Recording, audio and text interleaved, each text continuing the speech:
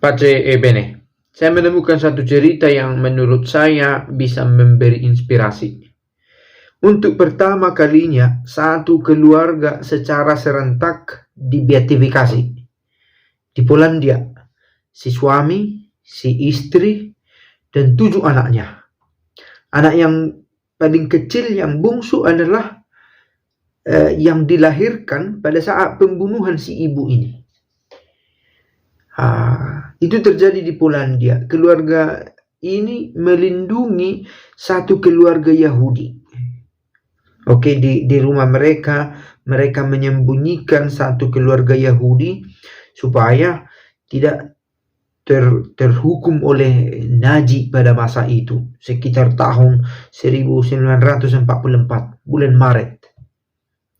Hampir 18 bulan katanya keluarga Yahudi dijaga oleh keluarga yang akan dibeatifikasi ini.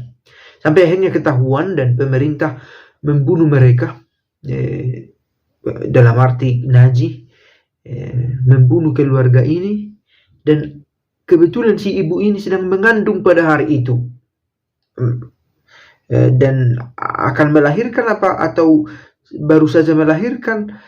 Ini menjadi perbincangan apakah dibeatifikasi seseorang yang belum lahir, tetapi dikatakan bahwa bayi ini hidup sampai pada akhirnya ibunya dibunuh dan anaknya pun meninggal dunia, dan akhirnya ikut juga dibeatifikasi. Nah, Joseph dan Victoria Ulma, itulah nama pasangan suami istri ini.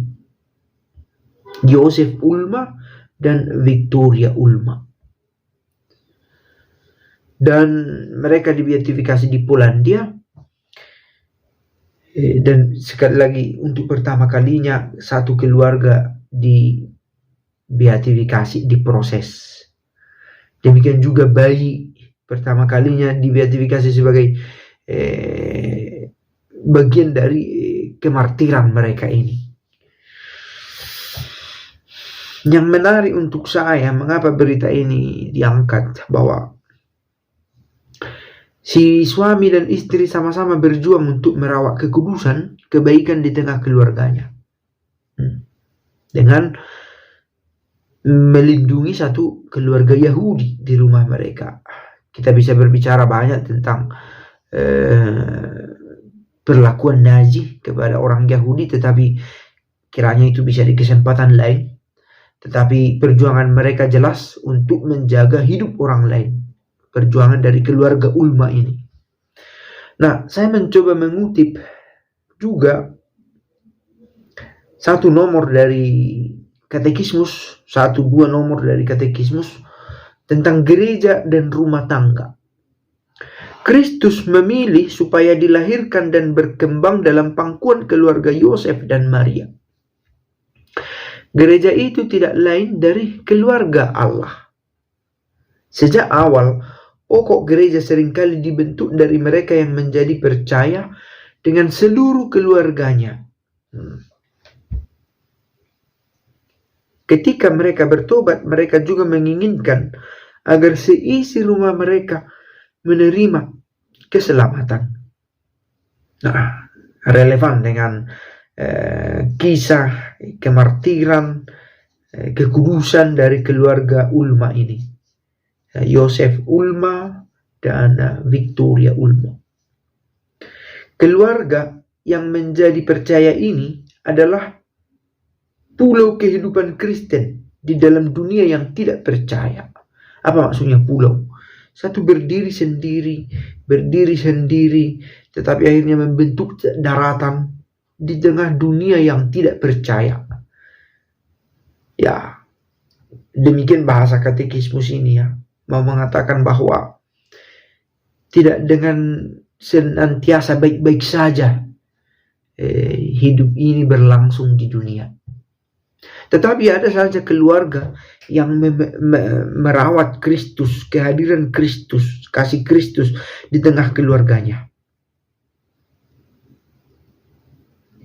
Dewasa ini di suatu dunia yang seringkali berada jauh dari iman atau malahan bermusuhan, keluarga-keluarga Kristen itu sangat penting sebagai pusat suatu iman yang hidup dan meyakinkan. Keluarga itu sebagai pusat, dipandang sebagai pusat.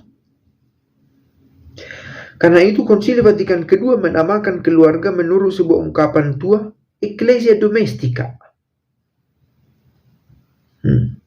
Sebenarnya ini penamaan yang sudah dipakai pada zaman Bapak Gereja, tetapi diteguhkan sebagai sesuatu yang sangat penting dalam Konsili Vatikan kedua, dalam Lumen Gentium. Juga ada di Familiaris Consortio. Nah, kita sudah melihat keluarga Ulma, Victoria dengan Yosef Ulma bersama 7 anaknya, yang boleh dikatakan 1,5 tahun bekerja sama untuk menyembunyikan satu keluarga Yahudi supaya jangan orang yang tak salah ini dihukum oleh Nazi. Rupanya akhirnya ketahuan, terbongkar, dan keluarga mereka juga ikut dibunuh. Oke.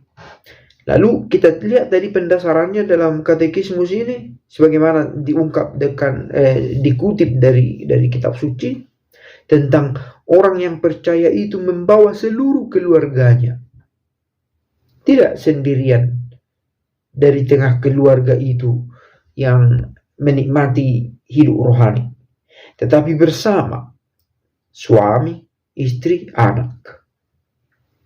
Saya sangat salut melihat keluarga di sini. Ada orang berkata, oh ya di Eropa sana orang tak percaya lagi.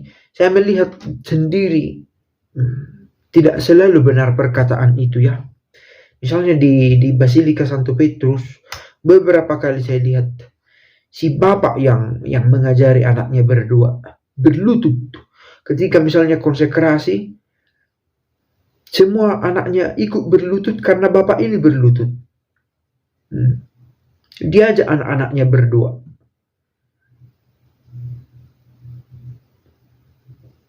Dan itu masuk akal ya. Dari mana anak-anak mengerti tentang kesalehan kalau bukan dari orang tuanya? Bahwa ada anak yang menikmati hidup rohani meski orang tuanya tidak rajin ke gereja, itu benar ada. Tapi tidak banyak terjadi, dan ketika anak ini sudah benar-benar besar atau berada di lingkungan yang baik. Tetapi bila orang tua sendiri yang menanamkan keinginan itu, kerinduan untuk menghayati hidup rohani, tentu buahnya dirawat sejak semula dan akan tampak kemudian dengan baik dalam perjalanan waktu. Saya pikir menarik sebagai inspirasi keluarga Ulma ini. Demikian juga apa yang bisa kita temukan dalam katekismus ini tadi, bahwa keluarga sebagai Ecclesia Domestica, gereja rumah, gereja di rumah. Pace e bene.